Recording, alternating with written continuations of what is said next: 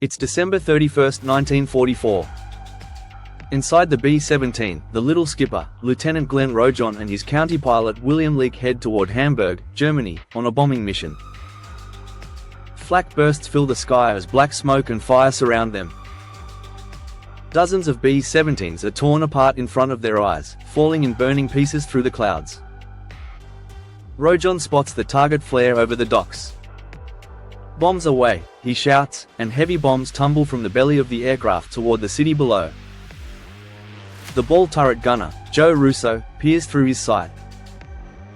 "Right on target," he calls proudly as explosions ripple through the industrial zone beneath them. Turning back toward the North Sea, the formation tightens up, but suddenly, enemy fighters swarm in from all directions.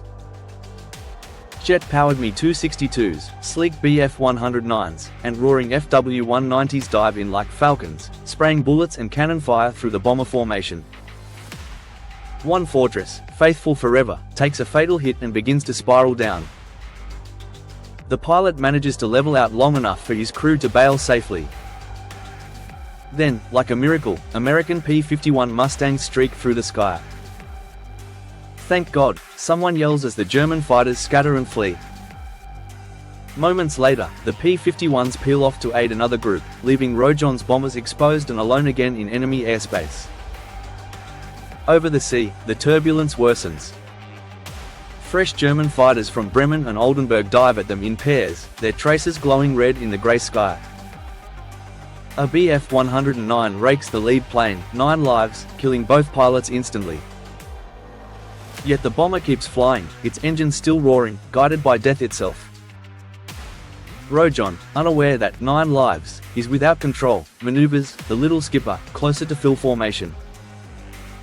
Then suddenly, the two planes collide. A thunderous crash rips the air. 9 lives smashes into the little skipper's back, locking the two bombers together mid-air like chained beasts. "We're stuck to another fortress," Rojohn shouts. Both aircraft shudder violently, but somehow remain flying, fused in the sky. Inside the upper plane, gunner Edward Woodall Jr. cranks his turret manually, crawling out through twisted metal. Below, he sees Russo trapped and praying.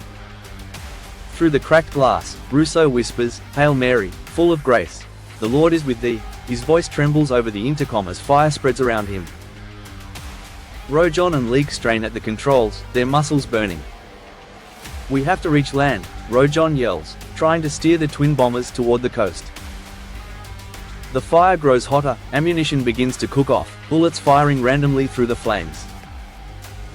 Prepare to jump, Rojohn orders the crew. In the fuselage, Elkin, Neuhaus, and Little fight to free Russo, but the turret is jammed solid. With tears in their eyes, they salute him and leap into the air. Below, German soldiers watch the strange sight of a double bomber descending.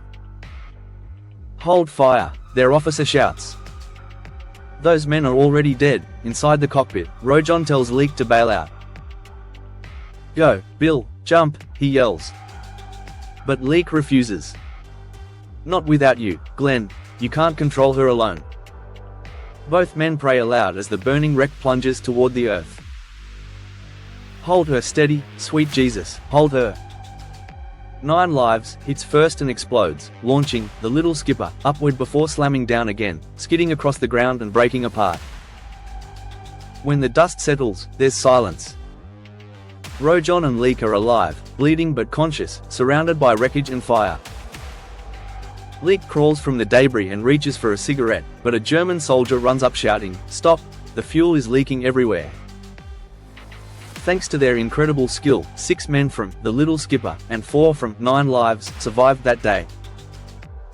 For his bravery, Rojohn received the Distinguished Flying Cross, though he always said, "I owe my life to my co-pilot, Bill Leek." It remains one of the most extraordinary events in aviation history, 2 B-17s locked together in mid-air, somehow making it back to land alive.